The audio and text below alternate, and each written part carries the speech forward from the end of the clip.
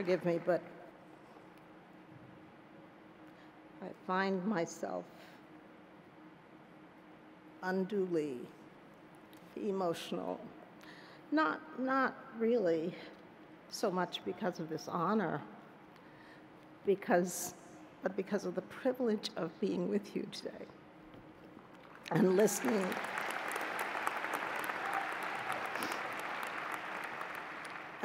to the wonderful remarks that I've heard. I will never forget. I'll never forget having been here today. And what I want to do to show how grateful I am to all of you, I want to match personally the senior gift so that I can show you.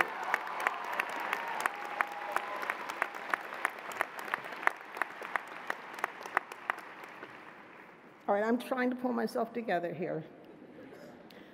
Madam President, members of the Board of Trustees, faculty, and staff of this amazing institution, good day. To the amazing Barnard class of 2024, I give you a warm embrace for all that you've been through these past years, for all that you have achieved in spite of the challenges, and for all that I am certain you will mean to the world in the coming decades. In spite of, so embarrassing, in spite of an uncertain landscape dominated by fierce social and political divisions and the promise of continued turmoil, we are certain on this day that you have demonstrated personal courage, a commitment to excellence, and a willingness to press on in the face of great challenges. In choosing to be educated, you have signed on to an all-important pledge that each of you, as individuals, will commit yourselves to a life of learning, continuous growth, and service to others in the face of whatever uncertainty threatens to overtake you. In signing that promise, you and your talents, achievements, and caring will be the hope, inspiration, and guide for thousands who come after you. I've not had the privilege of studying what each of you has accomplished in the course of your life, yet I know something of what this institution has stood for over the decades. I know the kinds of obstacles you've surmounted, the guidance you've been given, and the space you have had to make mistakes and to learn from them. A great university ought to see itself not simply as a place up on the hill, but as a crucible for the foundational elements of learning, a learning that includes rigorous challenges, a learning that stokes deep thought, a learning that is informed by difference, a learning that is ever questioning, a learning that has purpose and integrity.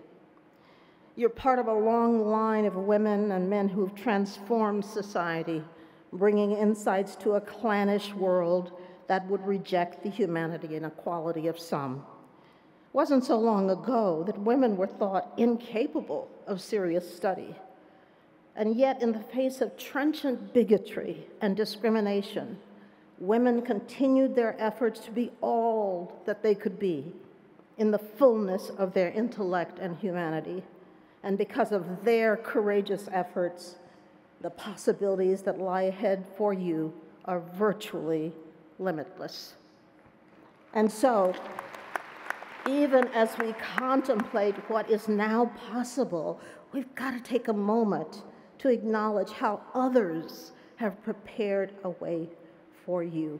Do not be so proud in this triumphant moment that you neglect to pay homage to those who have sacrificed so that you could be all that you are. So it has been for me in my journey. from a small town in East Texas to Houston's 5th Ward, to the heights of higher education and beyond. Now, I don't say that boastfully, for I'm probably more surprised and overwhelmed than anyone with where I am today. Growing up in deep poverty and segregation and hearing messages that I would never be able to achieve, I often reflect on why that message of utter hopelessness did not ultimately stunt my ambition. There's not a day really that goes by that I don't ask myself why and how I came to be who I am. My life has taken me far from where I began, proof that where one is born and one's tribal limitations do not have to control forever one's view of the world, nor dictate one's role in life. And that is why I have been consumed. That is why I've been consumed with this idea that it should be possible to be open, fair, and attentive to excellence in creating communities of learning that arouse deep and reflective thinking, a healthy exchange of differences of perspective, and the advancement of a society in which we understand and respect many cultures and many perspectives. I started as a college student, intrigued with religious diversity and tolerance. From there, I moved on to cultural learning in an effort to deepen my personal awareness of human differences. I chose a language study as a means of opening the door even wider to such understanding, and of course, I continued with the study of language, literature, and culture as avenues to acquire deeper insights into the way history, social class, tribal affiliation, and other factors affect our ability to perceive the value of others outside our most familiar group. Why was I so consumed by these questions? It was undeniably because of having been on the receiving end as a child of racial hatred stoked by those who interpreted difference as a threat to their well-being and their privileged place in society. I understood at an early age the dangers of exclusion and a willful desire to isolate and debase those who are different. As a consequence, I wanted to be sure of one thing, and that is that I would never, ever fall prey to the same behavior, the same aspirations, the same illusions of superiority. And so throughout these decades, I've appreciated very much the efforts in a democratic society to acknowledge the need for an attitude of broad inclusion, to facilitate ubiquitously shared participation in governing. I emphasize efforts, because if there's one thing I have learned over this period of time, it's that this work is never complete.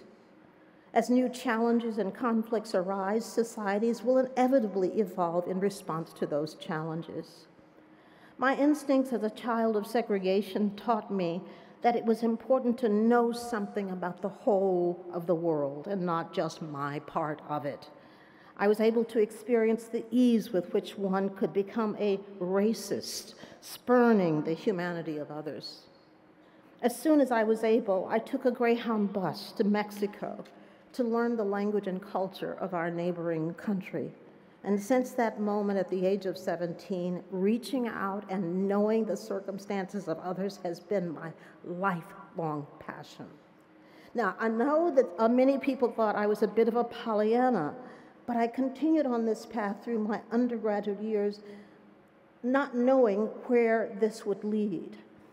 Initially and arrogantly, I looked upon this work as a solitary commitment. I was proud and arrogant about how ambitious I was in my efforts. But I learned eventually that this was a cul-de-sac. I learned over time that it was important to involve others and to persuade others of my views, and not just to be angry and hoard the notion that I was going to be the rescuer, the savior.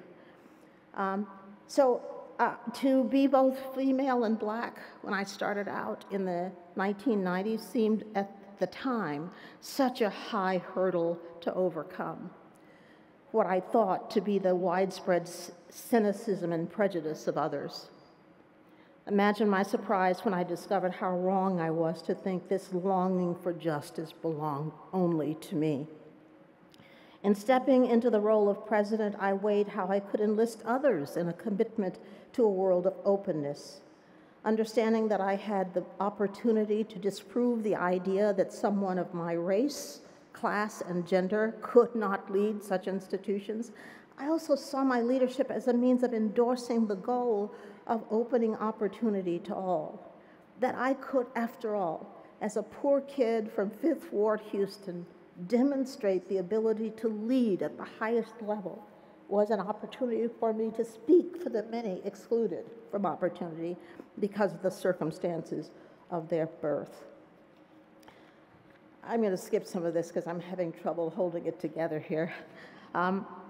Today, I am the person I work to become, proud of who I am, but ever mindful that I must continue to be open to learning and improving on what I can be.